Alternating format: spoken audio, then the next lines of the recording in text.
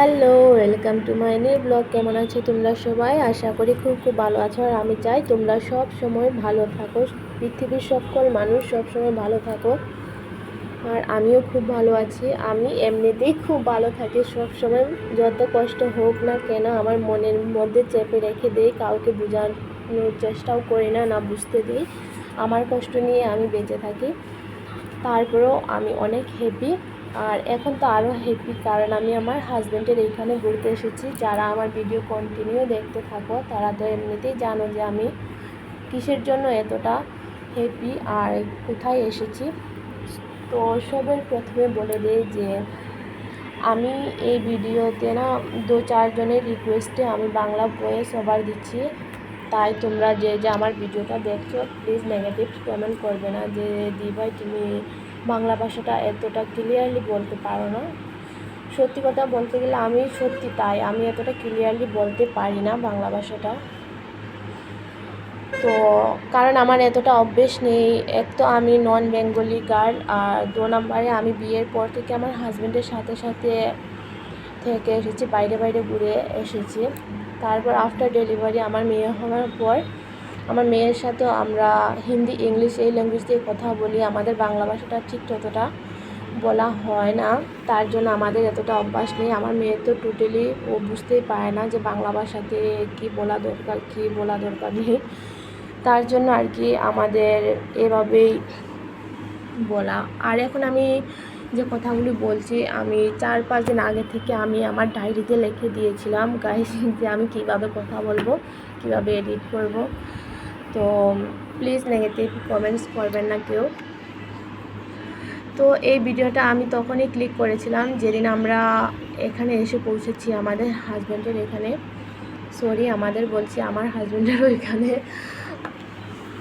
তো এইখানে এসে রেস্ট করে সন্ধ্যাবেলায় আমরা ঘুরতে বেরিয়ে পড়ছি। ঘুরতে বলতে ওই আর কি, আমি আগেরবারে সেম লোকেশনে এসেছিলাম 2023-তে। এখানে এসে এক রেস্টুরেন্ট নিয়ে গিয়েছিল আমার হাজব্যান্ড পাপড়ি চাট খাওয়ানোর জন্য, মোমোস খাওয়ানোর জন্য। এখানে মোমোসটা খুব একটা স্পেশালি ফুড, ফাস্ট ফুড। তো ওইখানে গিয়ে আমি পাপড়ি চাট খেয়ে, পাপড়ি চাটের জন্য আমি পাগল হয়ে থাকতাম কখন আবার চলে আসবো এখানে এসে ওই পাপড়ি চাটটা, সেম পাপড়ি চাটটা খাবো। তো তার জন্য আমার হাজব্যান্ড জটফট করে নিয়ে যাচ্ছে এখন ওই রেস্টুরেন্টে। তো যেতে যেতে দেখলাম এখানে এক ভাইয়ের পাটা মনে হয় কেটে গিয়েছে। তাই আমরা যেখানে জার্নি করি, ট্রেন, বিশেষ করে ট্রেনের মধ্যে অনেক অনেক ধরনের লোক দেখা যায়। তো তাদেরকে কখনো আমরা খালি হাতে ফিরতে দেই না, আমাদের যতটুকু সম্ভব আমরা ওদেরকে হেল্প করি। তো এখানে সেম এই মার্কেট যাওয়ার সময় অনেকগুলো এভাবে দেখা যায়, অনেক ধরনের মানুষ দেখা যায়। তো আমাদের চোখের সামনে যে যে এভাবে আসে আমরা তাদেরকে আমাদের মন থেকে যতটুকু পারি আমরা ততটুকু হেল্প করি, সাহায্য করি। তো ওরা আমাদেরকে আশীর্বাদ দিয়ে দেয়। আমার মনটা যেভাবে আমার হাজব্যান্ডের মনটাও ঠিক তেমন করে, এভাবে সকলকে সাহায্য করা দরকার, তাই না? তারপর আমরা এখন যাব রেস্টুরেন্টের দিকে। আর গাইস আজ আমি এই যে বাংলা ভাষাতে বয়ে দিচ্ছি না, আমি খুব ভয় পেয়ে পেয়ে বয়ে দিচ্ছি, কী থেকে কী বলে ফেলবো, একটু হিমশিম খাচ্ছি ভাষাটা বলতে বলতে। তো এখন আমরা যাচ্ছি রেস্টুরেন্টের দিকে, একটু ভিতর দিকে রেস্টুরেন্টটা। এই মার্কেটের নাম হলো হংকং মার্কেট। এটা নেপালিদের জন্য, ভুটানিদের জন্য খুবই একটা স্পেশালি মার্কেট। এখানে সব ধরনের জিনিসপত্র, খাবার দাবার সব কিছু, এভরিথিং সব কিছু পাওয়া যায় এখানে। তো এখন আমরা উপরের দিকে যাব, গিয়ে ওইখানে বসে খাবো। আর আসার সময় একটু একটু করে হালকা হালকা বৃষ্টি হচ্ছিল, তাই আমরা একটু ভিজেও গিয়েছিলাম কাপড়গুলো।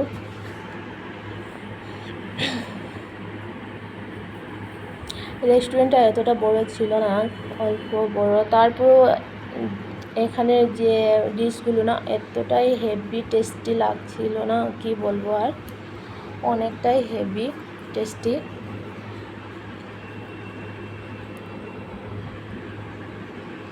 তারপর দেখো তোমরা সবাই আমরা এখন এখানে কি করব। আমি ধীরে ধীরে আস্তে আস্তে কথা বলছি, এখন ভয়েস ওভার দিচ্ছি, কারণ একটা আমার মেয়ে এখন আমার পাশে ঘুমিয়ে আছে, ও ঘুমিয়ে আছে, তার জন্য আমি শান্তিতে বসে এখানে ভিডিওতে ভয়েস ওভার দিচ্ছি, না হলে ও উঠে না আমাকে ভয়েস ওভার দিতে দেবে না, এতটা চিৎকার করে, ও এতটা দুষ্টামি করে। এই যে দেখতে দেখতে চলে এলো আমাদের পাপড়ি চাট, খুবই একটা দেখতে যেভাবে টেস্টি লাগছে, খেতে তার থেকে দ্বিগুণ টেস্টি।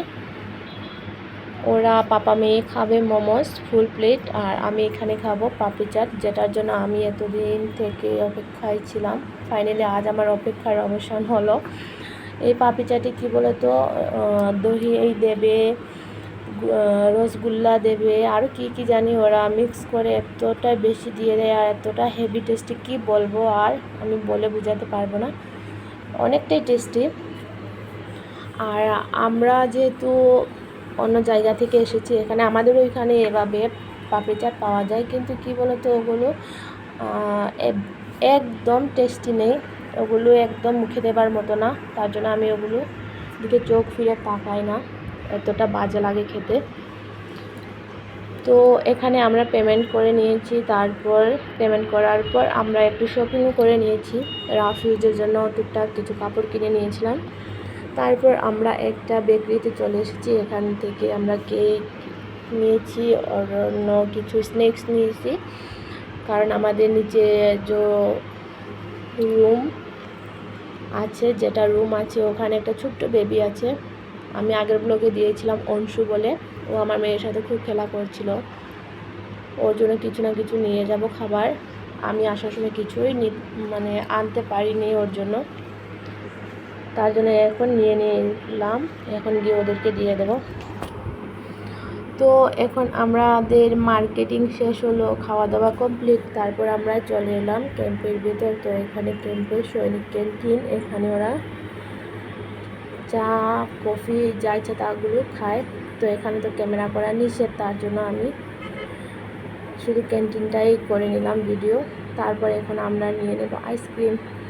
তারপর দেখতে দেখতে আমরা রুমে চলে গেলাম, রুমে গিয়ে হাজির হতে না হতেই খাবার চলে এলো, ডিনার। তো আজ বাই বাই, টাটা।